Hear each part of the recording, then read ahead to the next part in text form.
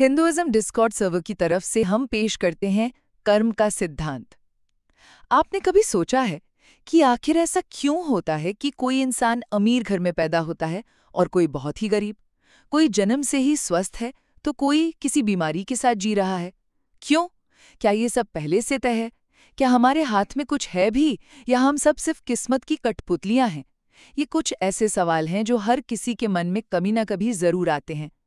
तो आज चलिए शास्त्रों के आधार पर कर्म, भाग्य और हमारी अपनी इच्छा शक्ति यानी फ्री विल के इस उलझे हुए जाल को आसान शब्दों में समझने की कोशिश करते हैं।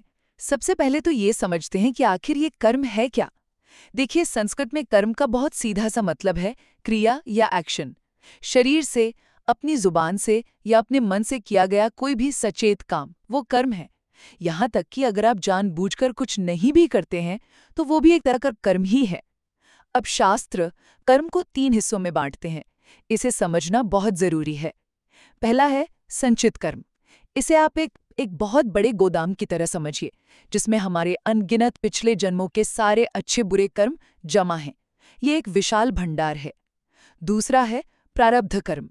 ये उस बड़े से गोदाम यानी संचित कर्म का वो छोटा सा हिस्सा है जिसका फल हमें इस जन्म में मिल रहा है। हमारा जन्म कहाँ होगा, किस परिवार में होगा, हमारा शरीर कैसा होगा, जीवन के जो बड़े बड़े सुख दुख हैं, ये सब प्रारब्ध तय करता है। और तीसरा है क्रियमाण कर्म। ये वो नए कर्म हैं जो हम अभी इस पल में अपनी मर्जी से कर रहे हैं। इनके जो भी फल होंगे वो आगे जाकर हमारे संचित कर्म के गोदाम में जमा हो जाएंगे। ये बिल्कुल गुरुत्वाकर्षण के नियम जैसा है। आप पत्थर ऊपर फेंकते हैं तो वो नीचे ही आएगा, ये नियम है। भले ही आप फेंकने के बाद भूल जाएं, पर पत्थर तो नीचे आएगा ही। कर्म का नियम भी ठीक ऐसे ही काम करता है। तो अगला सवाल ये उठता है कि क्या हमारा भाग्य पूरी तरह से पहले से ही तय है? शास्त्रों का जवाब बड़ा दिलचस्प है। वो कहते हैं हाँ, बहुत कुछ तय है, लेकिन सब कुछ नहीं। हमारा प्रारब्ध कर्म, जैसा मैंने बताया, हमारे जीवन की मोटी मोटी रूपरेखा तय कर देता है। जैसे कंस का उदाहरण लीजिए। आकाशवाणी ने उसे पहले ही बता दिया था कि देवकी का 8वां बेटा ही उसे मारेगा। ये एक निश्चित प्रारब्ध था जिसे वो टाल नहीं सका। यहाँ तक कि उन घटनाओं को पूरा करने के लिए जो हमारी इच्छाएं होती हैं, जो प्रवृत्तियां होती हैं, वो भी प्रारब्ध का ही हिस्सा होती हैं। तो फिर हमारी अपनी मर्जी, हमारी फ्री विल की जगह कहाँ है? यहीं पर क्रियमाण कर्म का रोल आता है।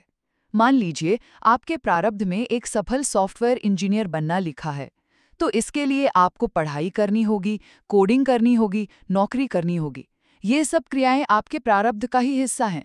लेकिन इसी जिंदगी को जीते हुए आप सड़कों पर किसी अनजान की मदद भी कर सकते हैं या किसी पर बेवजह गुस्सा भी कर सकते हैं। ये जो साइड के काम हैं, जो सीधे आपके इंजीनियर बनने से नहीं जुड़े हैं, ये आपके क्रियमाण कर्म हैं। इनके फल आपको बाद में मिलेंगे। इसे ऐसे समझिए कि प्रारब्ध एक मेन हाईवे है जिस पर आपको चलना है, लेकिन उस हाईवे पर चलते हुए कई छोटे छोटे रास्ते आते हैं और आप चुनते हैं कि आपको किस रास्ते पर मुड़ना है। इसी वजह से हमें जन्म के समय इतनी असमानता दिखती है। कोई अंधा क्यों पैदा हुआ, कोई जन्म लेते ही क्यों मर गया? अगर कर्म का सिद्धांत न हो तो ये सब एक क्रूर लॉटरी जैसा लगेगा। लेकिन शास्त्र कहते हैं कि हमारे पिछले जन्मों के कर्म, हमारी वासनाएं, हमारे संस्कार, ये सब हमारे सूक्ष्म शरीर के साथ यात्रा करते हैं और अगले जन्म की परिस्थितियों को आकार देते हैं। हो सकता है उस बच्चे का कोई पिछला कर्म हो, या शायद ये मुक्ति से ठीक पहले का आखिरी बचा हुआ कर्म हो। अच्छा, एक सवाल और। अगर सबको पता है कि बुरे कर्म का फल बुरा होता है, तो लोग जानबूझकर अधर्म क्यों करते हैं? देखिए, हर कोई सुख चाहता है, लेकिन अज्ञान के कारण वो इसे गलत जगह, गलत तरीकों से ढूंढते हैं। भगवद गीता में कृष्ण इसे पतन का सोपान कहते हैं। वो बताते हैं कि कैसे किसी चीज के बारे में सिर्फ सोचने से आसक्ति होती है, आसक्ति से क्रोध, और क्रोध से बुद्धि का नाश हो जाता है, और फिर इंसान गलत फैसले ले बैठता है। तो क्या इस भाग्य को बदला जा सकता है? हाँ और ना। जो प्रारब्ध का बाण धनुष से निकल चुका है उसे तो भोगना ही पड़ता है, लेकिन प्रायश्चित, तप, दान और सबसे बढ़कर भक्ति से उस बाण की चुभन को, उसकी तीव्रता को कम किया जा सकता है। जैसे मार्कंडेय ऋषि ने शिव की भक्ति से अपनी 16 साल की उम्र में लिखी मृत्यु को टाल दिया था। और इससे भी ऊपर है ज्ञान। गीता में भगवान कृष्ण कहते हैं, जैसे जलती हुई आग लकड़ी को राख कर देती है, वैसे ही ज्ञान की अग्नि सभी कर्मों को भस्म कर देती है।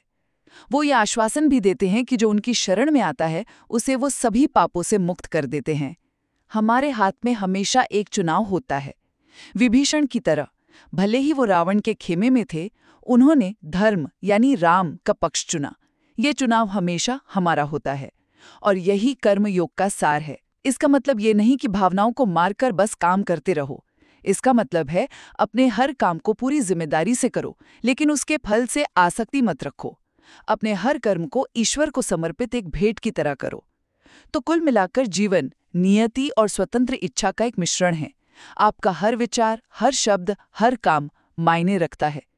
कर्म कोई डराने वाला कानून नहीं है, बल्कि एक आध्यात्मिक शिक्षा प्रणाली है जो हमें धर्म के रास्ते पर चलकर सही चुनाव करके सच्चे और स्थायी सुख को खोजना सिखाती है। इस विषय पर और चर्चा के लिए आप हमारे हिंदुइज्म डिस्कॉर्ड सर्वर से जुड़ सकते हैं।